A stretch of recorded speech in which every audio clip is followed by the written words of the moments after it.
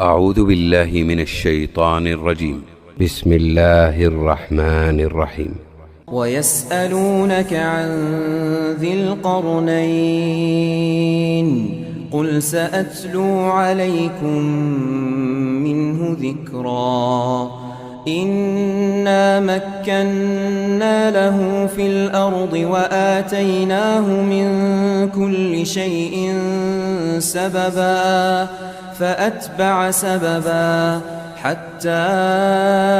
إذا بلغ مغرب الشمس وجدها تغرب في عين حمئة ووجد عندها قوما قلنا يا ذا القرنين إما أن تعذب وإما أن تتخذ فيهم حسنا قال أما من ظلم فسوف نعذبه ثم يرد إلى ربه فيعذبه عذابا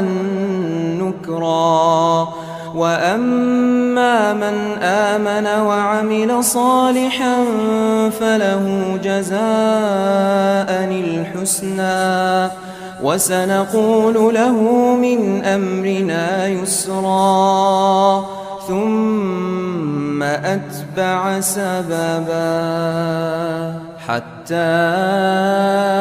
إذا بلغ مطلع الشمس وجدها تطلع على قوم لم نجعل لهم من دونها سترا كذلك وقد أحطنا بما لديه خبرا ثم أتبع سببا حتى إذا بلغ بين السدين وجد من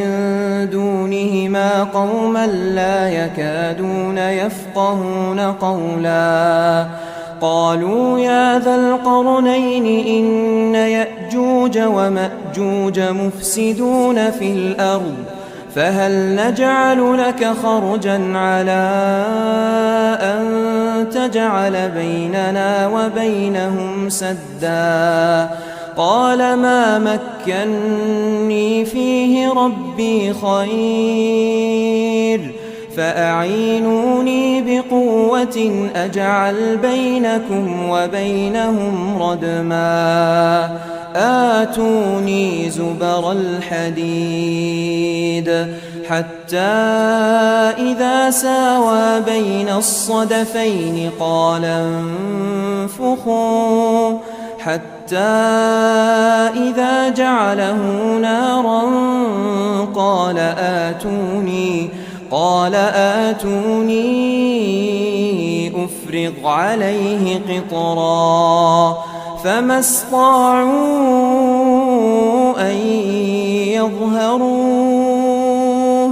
وما استطاعوا له نقبا قال هذا رحمة من ربي فإذا جاء وعد ربي جعله دكاء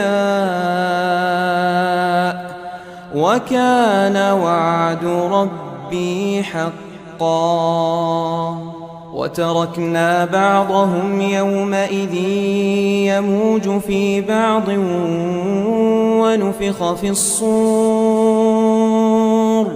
ونفخ في الصور فجمعناهم جمعا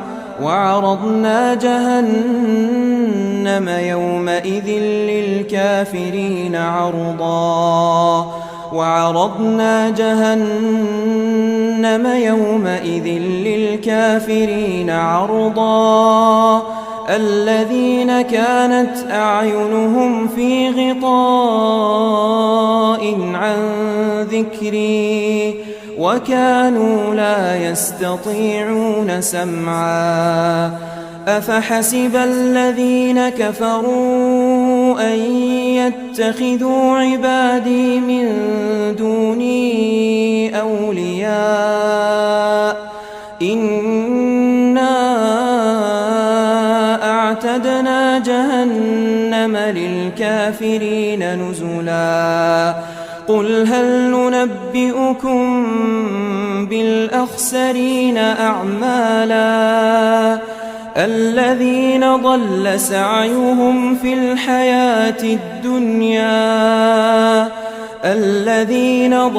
سعيهم في الحياة الدنيا وهم يحسبون أنهم يحسنون صنعا أولئك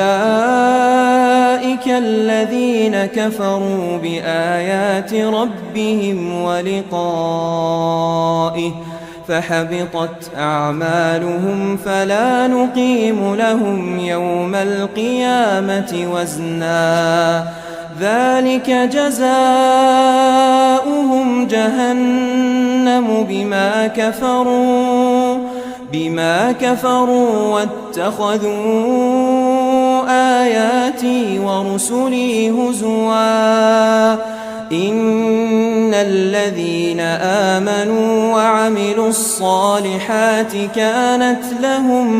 كانت لهم جنات الفردوس نزلا خالدين فيها لا يبغون عنها حولا قل لو كان البحر مدادا لكلمات ربي لنفد البحر قبل أن تنفد كلمات ربي ولو جئنا بمثله مددا قل إنما أنا بشر مثلكم يوحى إلي أنما إلهكم إله واحد فمن كان يرجو لقاء ربه فليعمل